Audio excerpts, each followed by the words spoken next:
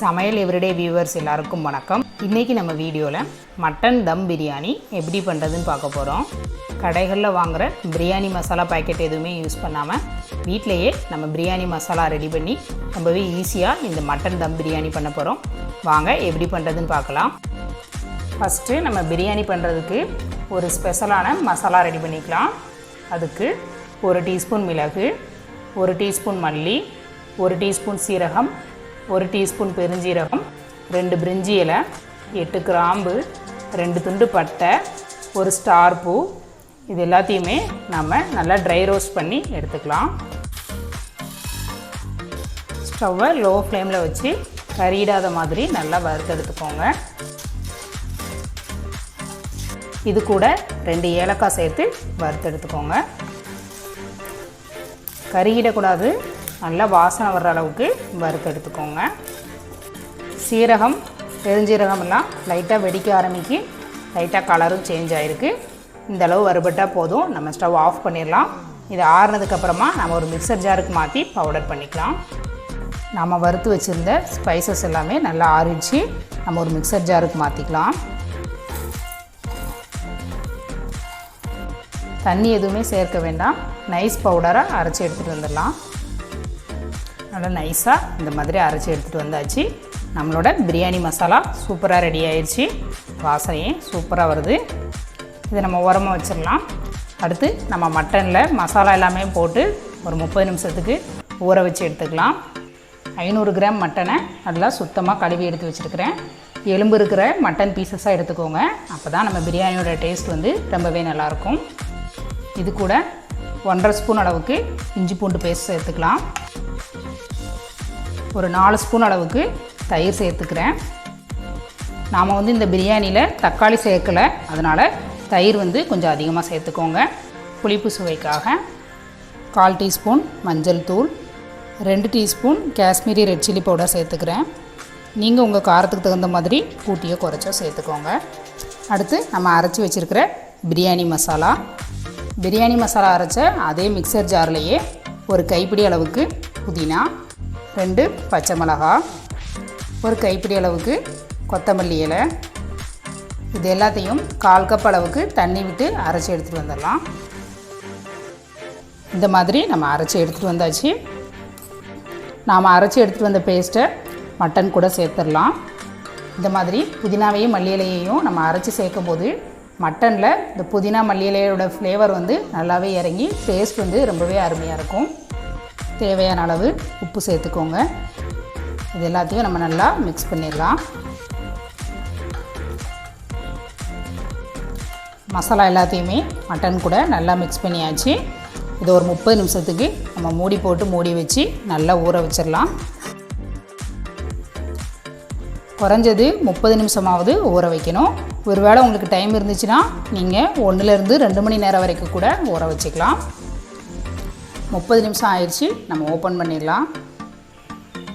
Mutton masala கூட நல்லா ஊறி கிடச்சிருக்கு. நம்ம அடுத்து மட்டனை வேக வச்சுக்கலாம். ஸ்டவ் ஆன் பண்ணி ஒரு குக்கர் வச்சுருக்கிறேன். இதில் ஒரு 5 ஸ்பூன் அளவுக்கு தேங்காய் எண்ணெய் சேர்த்துக்கிறேன். தேங்காய் எண்ணெய்க்கு பதிலாக நீங்கள் ஆயில் கூட சேர்த்துக்கலாம். ஆனால் தேங்காய் எண்ணெய் சேர்த்து நம்ம பிரியாணி செய்யும் போது அதோட டேஸ்ட் வந்து ரொம்பவே சூப்பராக இருக்கும். எண்ணெய் சூடானதும் 2 பெரிய சைஸ் வெங்காயத்தை இந்த மாதிரி நீளமாக கட் பண்ணி எடுத்து வச்சுருக்கிறேன். இதை உள்ள சேர்த்துடலாம். இந்த மாதிரி கையை வச்சு கசக்கிட்டு சேர்த்துக்கோங்க. அப்போ வந்து நமக்கு நல்லா வெங்காயம் உதிரி உதிரியாக நல்லா செவந்து கிடைக்கும். வெங்காயம் நல்லா செவக்கிற அளவுக்கு வறுத்து எடுத்துக்கோங்க. வெங்காயம் நல்லா செவக்க ஆரம்பிச்சிருச்சு. இந்த அளவுக்கு செவந்தால் போதும். இதுக்கு மேலேனா கருகிரும். நம்ம இதை வெளியில் எடுத்துடலாம். வெங்காயத்தை வதக்கிட்டு மீதி இருக்கிற எண்ணெய் கூடவே நான் 1 ஸ்பூன் அளவுக்கு நெய் சேர்த்துக்கிறேன். நீங்கள் தேவைப்பட்டால் இன்னும் கொஞ்சம் எண்ணெய் கூட சேர்த்துக்கோங்க.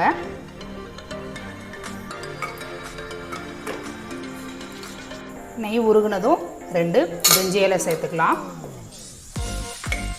நம்ம ஊற வச்சு எடுத்து வச்சுருக்கிற மட்டனை உள்ளே சேர்த்துடலாம். தண்ணியோடையே சேர்த்துக்கோங்க. இது கூட நம்ம எண்ணெயில் வறுத்தெடுத்து வச்சுருக்கிற வெங்காயத்தை கொஞ்சமாக சேர்த்துக்கலாம். 2 நிமிஷத்துக்கு ஹை ஃப்ளேமில் வச்சு நல்லா கலந்து கொடுங்க. மட்டனில் உள்ள தண்ணி எல்லாமே வெளியில் வர ஆரம்பிக்கும். பாருங்கள், மட்டன்லேருந்து தண்ணி எல்லாமே நல்லா வெளியில் வந்துருச்சு. மட்டன் ஊற வச்ச பாத்திரத்தை கழுவி ஒரு 1/4 கப் அளவுக்கு தண்ணி சேர்த்துக்கிறேன். அதிகமாக சேர்க்க வேண்டாம், 1/4 கப் அளவுக்கு சேர்த்தா போதும். தண்ணி சேர்த்துட்டு நல்லா கலந்து விட்டுட்டு குக்கரை நம்ம மூடி போட்டு மூடி வச்சிடலாம். மீடியம் ஹீட்டில் 4லேருந்து 5 விசில் வரைக்கும் விட்டு மட்டனை நல்லா வேக வச்சு எடுத்துக்கலாம். மட்டன் வேகிற டைமுக்குள்ளே நம்ம சாதத்தை வேக வச்சுக்கலாம். அரிசி வேகிறதுக்கு தேவையான அளவு தண்ணி ஒரு பாத்திரத்தில் ஊற்றி வச்சுருக்கிறேன். தண்ணி நல்லா கொதிச்சிருச்சு. சாதம் நல்லா உதிரி உதிரியாக இருக்கணுங்கிறதுக்காக 1 ஸ்பூன் அளவுக்கு எண்ணெய் விட்டுக்கலாம். நல்லா வாசனையாக இருக்கிறதுக்காக 2 பிரிஞ்சி இலையும் ஒரு ஸ்டார் பூவும் சேர்த்துக்கலாம். சாதத்துக்கு தேவையான அளவு உப்பு சேர்த்துக்கலாம். 500 கிராம் மட்டன் எடுத்திருந்தோம், அதே அளவு அரிசி எடுத்துருக்கிறேன். 500 கிராம் அளவுக்கு பாஸ்மதி அரிசியை 3 தடவை தண்ணியில் கழுவிட்டு 20 நிமிஷம் ஊற வச்சு எடுத்து வச்சுருக்கிறேன். இதை நம்ம இந்த கொதிக்கிற தண்ணியில் சேர்த்துடலாம். நல்லா கலந்து விட்டுருங்க. அரிசி ஒரு 80% வெந்தால் போதும், ரொம்ப வேகணும்னா தேவையில்லை. அதிகமாக வெந்துருச்சுன்னா பிரியாணி குழஞ்ச மாதிரி ஆகிரும். அதனால் 80% மட்டும் வேக வச்சு எடுத்துக்கோங்க. அரிசி எடுத்து கையை வச்சு இந்த மாதிரி உடச்சிங்கன்னா, இந்த மாதிரி 2-3 உடஞ்சிச்சினாலே நம்ம அரிசி வந்து 80% நல்லா வெந்துருச்சு. இந்தளவுக்கு வெந்தால் சரியாக இருக்கும். நம்ம இதை வடிகட்டி எடுத்துடலாம். சாதத்தில் உள்ள தண்ணி எல்லாத்தையுமே வடித்து எடுத்தாச்சு. நல்லா உதிரி உதிரியாக சாதம் கிடச்சிருக்கு. 5 விசில் வந்து ப்ரெஷரும் நல்லா ரிலீஸ் ஆகிடுச்சு. நம்ம ஓப்பன் பண்ணிடலாம். பாருங்கள், மட்டன் நல்லா வெந்து சூப்பராக நமக்கு கிடச்சிருக்கு. நல்லா கலந்து விட்டுட்டு இந்த குழம்பை மட்டும் நம்ம கொஞ்சமாக ஒரு பவுலில் எடுத்து வச்சுக்கலாம். இதை வந்து நம்ம லாஸ்ட்டாக யூஸ் பண்ணுறதுக்காக மட்டன் பீஸ் இல்லாமல் குழம்பை மட்டும் எடுத்து வச்சுக்கோங்க.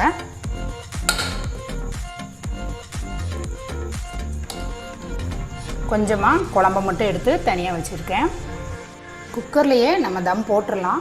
ஆனால் என்னோடது சின்ன குக்கருங்கிறதுனால நான் வந்து இதை வேறு ஒரு பாத்திரத்துக்கு மாற்றிக்கிறேன். ஸ்டவ் ஆன் பண்ணி ஒரு அகலமான பாத்திரம் வச்சுருக்கிறேன். இதில் நம்ம வேக வச்சு எடுத்து வச்சுருக்கிற மட்டனை உள்ளே சேர்த்துடலாம். மட்டனை உள்ளே சேர்த்துட்டு நல்லா ஈக்குவல் பண்ணி விட்ருங்க. மட்டன் வேக வச்சதுக்கப்புறமா இந்த அளவுக்கு தண்ணியாக இருக்கணும். ஒருவேளை உங்களுக்கு கெட்டியாக இருந்துச்சுன்னா கொஞ்சமாக தண்ணி சேர்த்து நல்லா கலந்துட்டு அப்புறமா சேர்த்துக்கோங்க, இல்லைனா அடி பிடிச்சிரும். இது மேலே நம்ம வேக வச்சு எடுத்து வச்சுருக்கிற சாதத்தை சேர்த்துடலாம். பாதி அளவு சாதம் சேர்த்துட்டு நல்லா இந்த மாதிரி எல்லா பக்கமும் சமப்படுத்தி விட்டுருங்க. இது மேலே கொஞ்சமாக புதினா இலை தூவிக்கலாம், கொஞ்சமாக மல்லி இலை தூவிக்கலாம். நாம் எண்ணெயில் வறுத்து எடுத்து வச்சுருக்கிற வெங்காயத்தையும் லைட்டாக தூவி விட்டுருங்க. இது மேலே நம்ம ஏற்கனவே எடுத்து வச்சுருந்த மட்டனில் உள்ள குழம்ப கொஞ்சமாக மேலே அப்படியே ஊற்றி விட்டுருங்க. 2 பிஞ்ச் அளவு ரெட் கலர் ஃபுட் கலர் கூட கொஞ்சமாக தண்ணி விட்டு நான் கலந்து சேர்த்துக்கிறேன். இது ஆப்ஷனல் தான், நீங்கள் விருப்பப்பட்டால் சேர்த்துக்கோங்க. இதுக்கு மேலே இன்னொரு லேயர் நம்ம மீதி வச்சுருக்கிற சாதத்தை வச்சிடலாம்.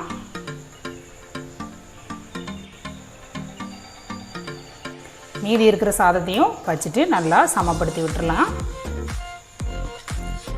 ஃபஸ்ட் லேயருக்கு வச்ச மாதிரி கொஞ்சமாக புதினா இலை, கொஞ்சமாக மல்லி இலை, மீதி இருக்கிற எண்ணெயில் வறுத்தெடுத்து வச்ச வெங்காயம், மட்டன் குழம்பு, கொஞ்சமாக ஃபுட் கலர். நீங்கள் ஃபுட் கலருக்கு பதிலாக குங்குமப்பூவை கொஞ்ச நேரம் தண்ணியில் ஊற வச்சுட்டு அதை கூட சேர்த்துக்கலாம். ஸ்டவ்வை நல்லா லோ ஃப்ளேமில் வச்சுட்டு கரெக்டாக கவர் ஆகிற மாதிரி ஒரு மூடி வச்சுருங்க. இந்த சைடில் இருக்கிற கேப் வழியாக காற்று எதுவுமே வெளியில் வராமல் இருக்கிறதுக்காக மேலே ஒரு வெயிட்டை தூக்கி வச்சிடலாம். நான் வந்து இஞ்சி தட்டுற இந்த சின்ன உரல் வச்சுருக்கிறேன். ஒருவேளை உங்கள்கிட்ட இந்த மாதிரி இல்லைன்னா நல்ல ஒரு பாத்திரத்தில் தண்ணியை கொதிக்க வச்சு அதை கூட நீங்கள் மேலே தூக்கி வச்சுக்கலாம். ஸ்டவ்வை லோ ஃப்ளேமில் வச்சுக்கோங்க, இல்லைனா அடி பிடிச்சிடும். நாம் 1/2 கிலோ அளவுக்கு மட்டனும் 1/2 கிலோ அரிசியும் சேர்த்துருக்குறோம். இதுக்கு கரெக்டாக ஒரு 12லேருந்து 13 நிமிஷம் சரியாக இருக்கும். ஒருவேளை நீங்கள் 1 கிலோ மட்டன் 1 கிலோ அரிசி எடுத்துருந்தீங்கன்னா ஒரு 15லேருந்து 17 நிமிஷம் வரைக்கும் நீங்கள் வந்து தம் போட்டு எடுத்துக்கோங்க. 13 நிமிஷம் போல் ஆயிடுச்சு. நம்ம ஸ்டவ் ஆஃப் பண்ணிடலாம். இதை உடனே நம்ம ஓப்பன் பண்ண வேண்டாம். 10 நிமிஷத்துக்கு இது வந்து மூடியே இருக்கட்டும். நம்ம உடனே ஓப்பன் பண்ணிட்டோம்னா அந்த பிரியாணியில் உள்ள ஸ்மெல் ஃபுல்லாக வெளியில் வந்துடும். 10 நிமிஷம் ஆயிடுச்சு. பிரியாணி ஓரளவுக்கு ஆறிடுச்சு. நம்ம இதை வெளியில் எடுத்துடலாம். மூடியை நம்ம ஓப்பன் பண்ணிடலாம். வாசனையே சூப்பராக வருது. இதில் பாதி போல் எலுமிச்சம்பழத்தை மேலே புழிஞ்சு விட்டுக்கலாம். நம்ம இந்த பிரியாணியில் தக்காளி எதுவுமே சேர்க்கல, தயிரோட புளிப்பு மட்டும்தான். அதனால் பாதி எலுமிச்சம்பழத்தை இந்த மாதிரி நம்ம ஓப்பன் பண்ணதுக்கப்புறமா சேர்த்துக்கோங்க. இதை வந்து நம்ம கலந்துடக்கூடாது.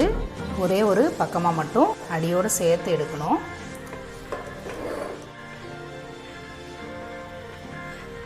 பாருங்கள், நம்மளோட பிரியாணி இவ்வளோ அழகாக உதிரி உதிரியாக பார்க்குறதுக்கே அட்ராக்டிவாக இருக்குது. இந்த பிரியாணியை நாம் இன்றைக்கி மட்டன் வச்சு பண்ணியிருக்கிறோம். நீங்கள் சிக்கனில் கூட பண்ணலாம். மேலே லைட்டாக மல்லியிலை தூவிக்கலாம்.